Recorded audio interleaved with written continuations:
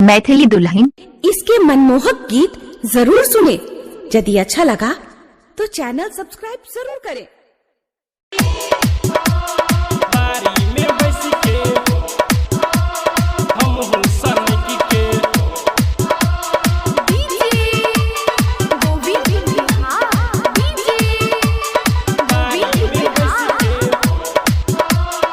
Presented by दुल्हन music.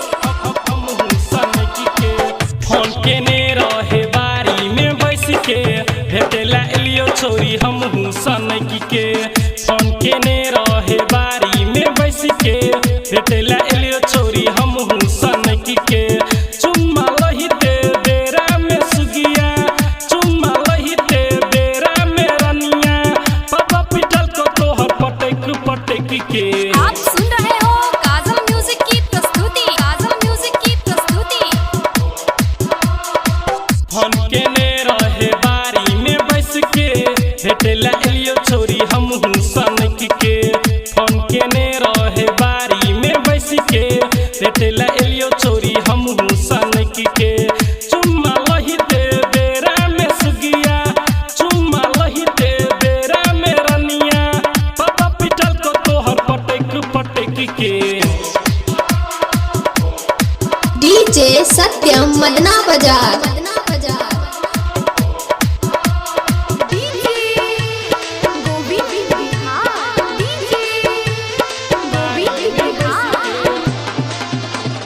हमहू सनकी के,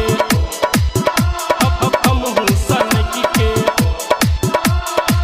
हमरे मोबाइल लका मारले स्टाइल गे,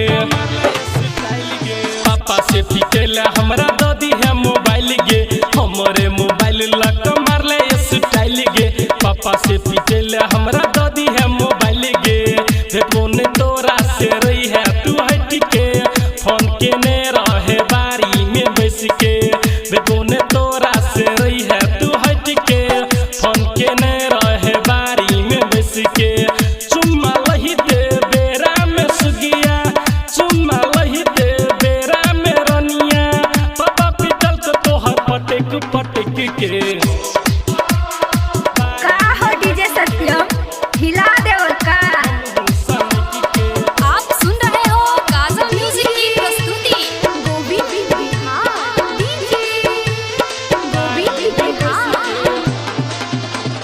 हमहू सनकी डीजे सत्यम मदना बाजार।